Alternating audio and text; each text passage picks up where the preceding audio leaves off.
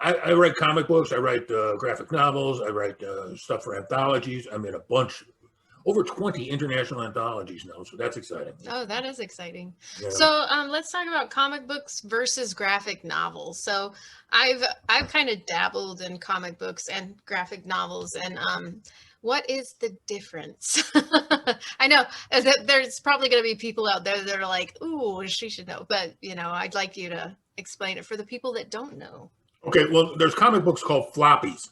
Yeah. Those are like 24 to 32 pages. They're the floppies. They're the little ones you used to get for a nickel when you were a kid. Now they're $5. Yeah. And by the way, don't yell at me for them being $5. Wait to try and print one and pay for all the art and everything. Oh yeah, I actually, to kind of backpedal a little, well, not really backpedal, but change the subject a little bit.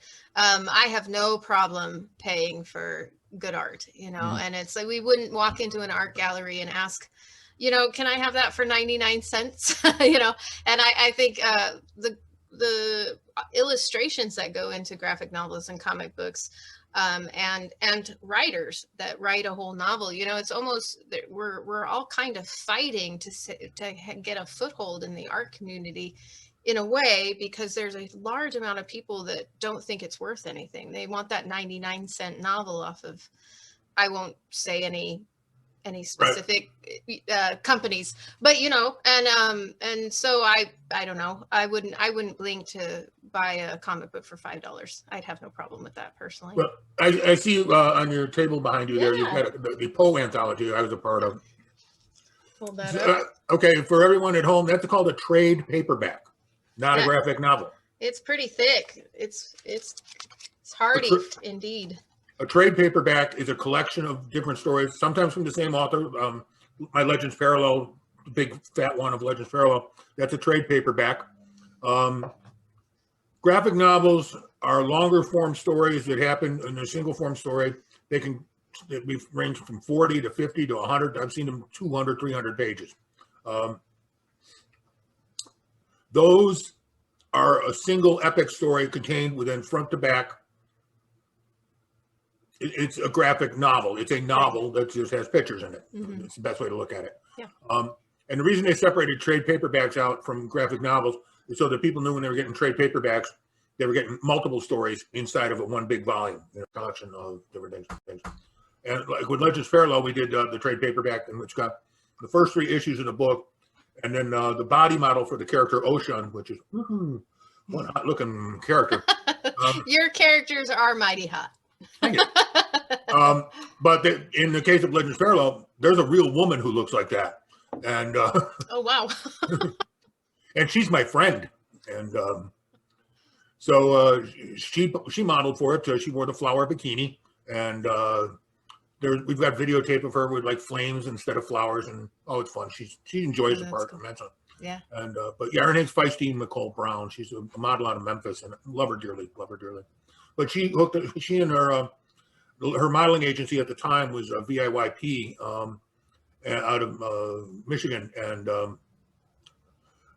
Sherry Vanilla Hardy owned that, and she hooked us up with all the body models because we had a little problem when we were doing Legends Parallel. I'm in Chicago. Aditi Sambaba is owned by a black man in Chicago. The lady who's helping with the editing, Dorothy Jean, is Haitian. And the artist, Brian, the owner of Aditi Sambaba, the artist he wanted to use was Hungarian. Okay, this is true. When we started this novel, there was one Hungarian citizen of African descent. Oh. Leslie had never seen a black man before. I mean, he'd seen him in TVs and stuff like that. Sure, yeah. But, I can't go around drawing Chadwick Boseman into my story because people are going to sue us up the butt for that. Yeah. So we got all these pictures of the models doing different poses and doing different things and sent them all to him. And he used that as his basis for creating all the characters. And it came out great. Nice. It was just like, one more hurdle to get something done. But sure. It's really, yeah. I mean, the novel, Legends Parallel now is out on a company called Nerdonatics. They distribute actually all my comics now. And they've helped us. We're looking at being released in France and England really soon. Oh, that's great. They're covering all the Southwest United States and branching out across the rest. But they're doing it with a plan, so it's not just like throwing stuff up and praying with God it comes back. Right. You're making sure you sell enough in one area to support sales in the next. And if that's a little slower, that's fine, because that means there's always money there to make it work. But yeah, so we got that. Now the other one you mentioned, Hybrid Zero. Mm-hmm. Oh God. Cyril Brown, who is an amazing artist, just absolutely amazing. He suffers from schizophrenia and he lives in Memphis. And he has trouble relating to stuff. And his problem is he sees all this really cool stuff in his head, but it doesn't make it to the paper. There's like gaps. So it's like, she walked into the room, she walked out of the room. What happened in the room? You know? Right. Well, I think in a way we kind of all have that problem, right? Because our brains work so much faster than our fingers do. No. You know, we all have to be careful of that, but perhaps him a little more. Yeah, guilty as charged at my end too. That's why God created beta readers. What the heck? Yeah, exactly. I actually had a beta reader write me back, go, why didn't he have a stamp? Because he mailed an envelope, and I went back and I read it, and I was like, no, he has no stamp. So I bought him a stamp. There you go. Nice. That's a good catch. That's a good reader to catch something so small. Yeah, I'm blessed with the people who do my beta reading. I'm truly blessed with them. They are great. But all right, so back to Hybrid Zero. Yeah. So Cyril and I started talking. He's been doing this for about 10 years, and he sold posters and stuff with the individual characters. People dig the characters. They're raunchy, they're funny, they're weird. You know, I mean, they're icons. They are eye-popping. So we started putting some stuff together, and I rewrote one of his stories. And that became the Juggernaut #1 graphic novel. And then the next one, I didn't just rewrite it. I kind of did it a lot more from scratch because, there were just ideas there. And I turned that into Juggernaut #2. Juggernaut #3 is on the way. But we took a side swipe to start filling out the multiverse, because he's got this like layered multiverse. Kind of hard, just picture like lots of layers of stuff. Sure. Someday, probably when I'm like 90, I'll tie it all together. Yeah, there you go. But so then we released Jungle Girl, and that's about Earth. This planet here has been blown up, and then somebody decided to glue the pieces back together and put an alien sex park in Brazil. But it's family friendly, so you can go there and get popcorn and bring the kids, and they can watch people have sex. And yeah, very family friendly. I might have abused a few things, but anyway, and it's got dinosaur clones in it, because what's the point of having it without dinosaur clones? Oh, there you go. Yeah, that's great. So it's Jungle Girl and her bestie, Barbarian Girl, and we talked about it originally, and then we decided, no, we wanted them to just be best friends. We didn't want them to be lovers. We didn't want them to be anything else. They're just best friends. And because that's a different dynamic, you know. And absolutely. I write a lot of LGBTQ characters, and when I do that, I want their emotions to be honest. And, you know, if you're just besties, and it's like, hey, Bob, let's go out and grab a beer. You know, it's a different dynamic. Definitely. So that's what we gave to them. And then when we wrote Cassandra and the Changeling Sword, which is basically about a woman who dies, becomes a ninja on another Earth that's actually on the back of a turtle, and then she ends up with an MIT dropout who happens to be a prostitute who can design these incredible gadgets, and they start to go to war with these people called the Four, or this lady called Four. And the thing that amazes me, people actually understand what I'm doing. That's great. You know, that's the human imagination, though, right? You know, it's like we want stories. We've had stories since we, you know, climbed out of the trees, maybe even before that. You know, and storytelling is very important, whether it's in a novel format or picture format. You know, and I think that. Me, for instance, I write towards the intelligent reader. You know, I'm not writing simplistic things. I'm writing pretty complex things. So I think it's great to give your readers the benefit of the doubt that they do get it and they're gonna follow along. And we do have imagination, right? So I don't think it's a problem. We don't have to spell every little thing out for our readers. No, I'm a big fan of show, not tell. And you know, let the surroundings, let the events give you the information that you need. That was my only regret with Legends Parallel is because there were a lot of extenuating circumstances, but I basically had to take a variety of different things on the fly and put them together into one thing. And the only way to do that was I had to do a little bit of telling in the first couple of pages. And it bugged me, still bugs me to this day. But I mean, even with that, because you're on a limit of how many pages you can write with a comic book, you know, and if you're doing a floppy, once you get into graphic novel, then you can do more and you can stretch it out and whatever. But these were meant to be floppies, and I got 32 pages to work with, and that's all I got. So I got to make sure everything works. Well, we're kind of turning a little bit away from your writing process and the things that you've been doing. Do you have anything to share with us, like that has nothing to do with writing? You have hobbies, or I'm sure you do. I used to be a professional bass player. I was James Brown's business manager for a while, on the road only. I like to cook. I love to cook.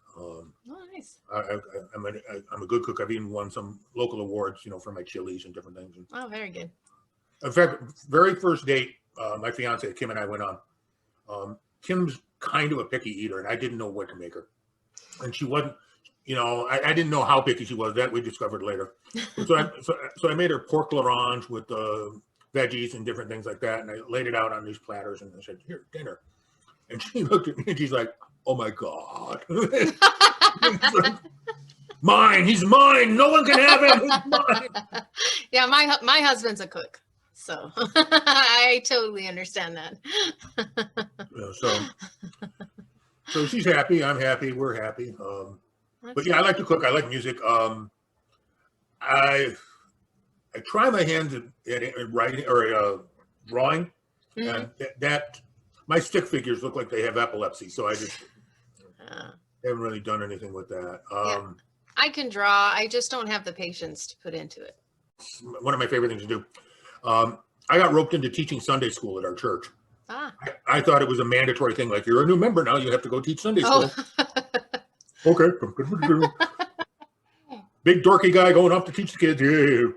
And it turns out it's not mandatory. It's completely voluntary. Second of all, it turns out that I'm good at it. The kids like me, and I like them. And I don't have kids, you know. I've toured with bands. I've done a bunch of different things. I've seen all 7 continents. I've put my feet down on all 7 of them. But so, you know, it's a trade-off, though. I couldn't raise a family. There's no way I could do that. And so these kids, it's like I wake up, I'm happy, I'm alive again, you know. And it's kind of funny. They give me the like 1st through 4th graders, like, here, you have them, and I'm like, really? I'm the guy you're trusting them with? Here, kids, here's some comic books. No. Oh, no. No, I know. We carefully put a demarcation on that. Yeah. But in fact, I love it. One of the kids, her name's KJ, she goes, "Mr. Bill's a wonderful person, but we're not allowed to read his stuff until we're 8." That's great. Well, at least they know. You know, actually, this is true. You know, Hybrid Zero and Legends Parallel are both rated M for mature. And we have discovered, especially in the Southwest, that if we find a comic book store near a church, especially an evangelical church, they love our stuff because they come out of there after being told about fire and health. They need a break. Yes.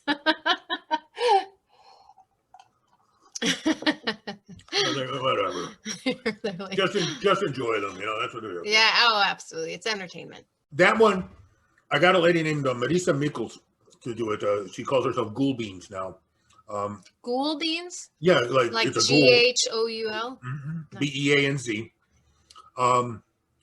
She used to be soybean, now she's Ghoul Beans.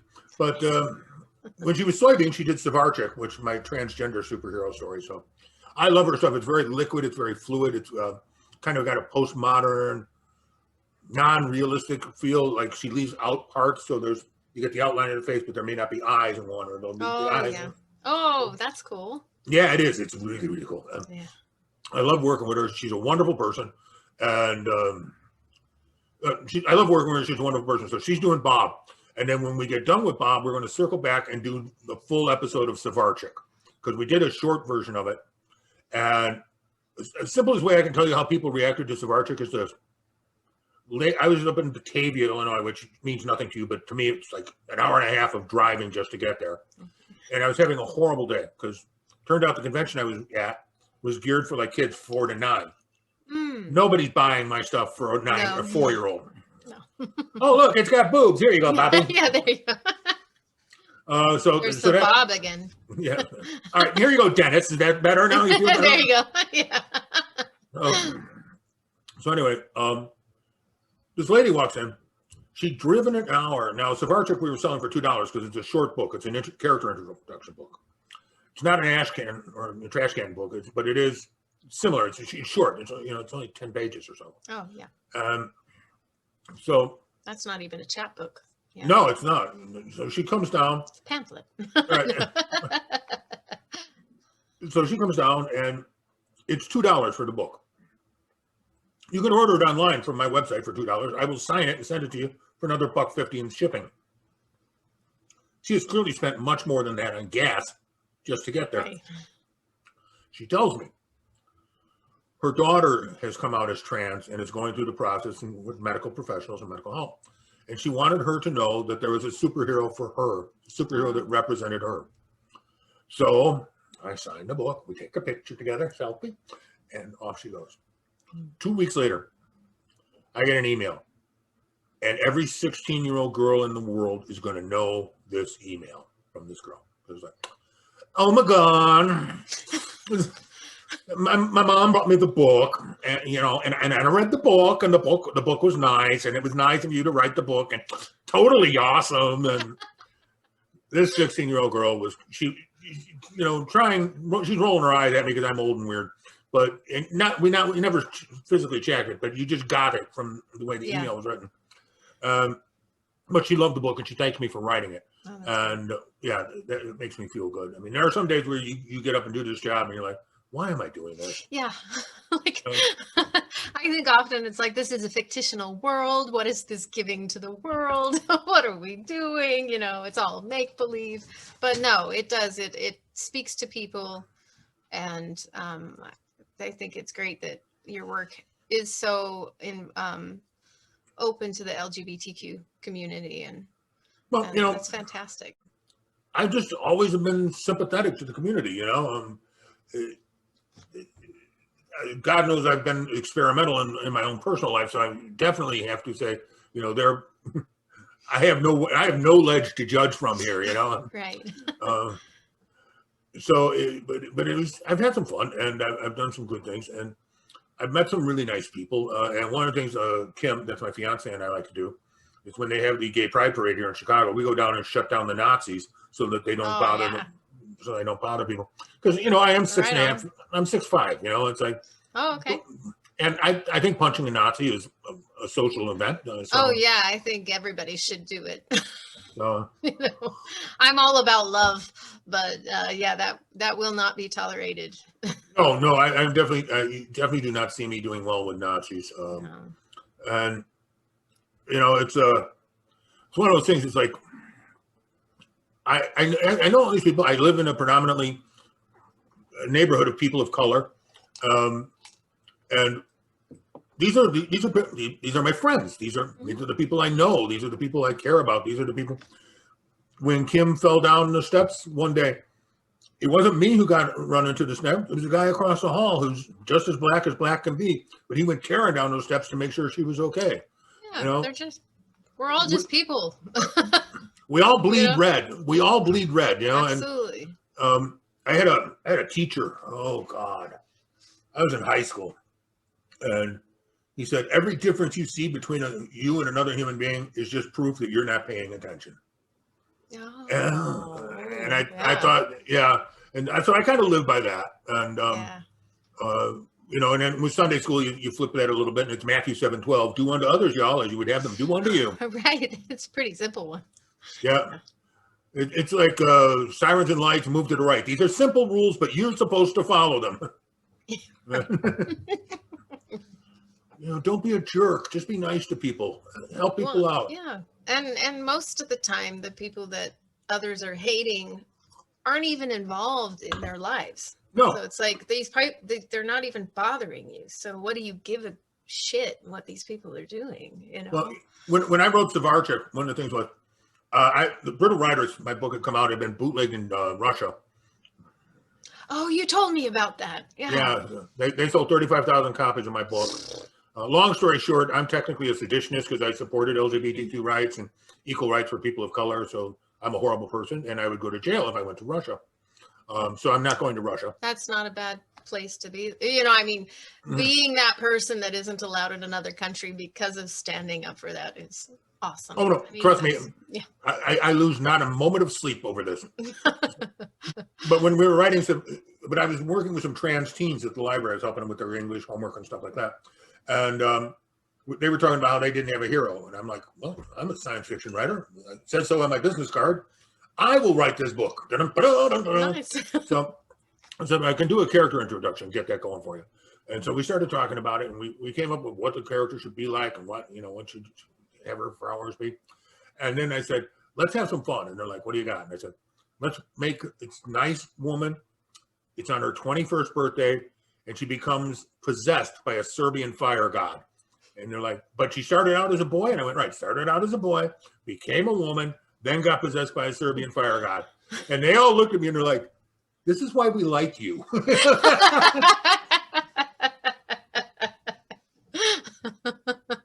You're willing to stir the pot. That's great.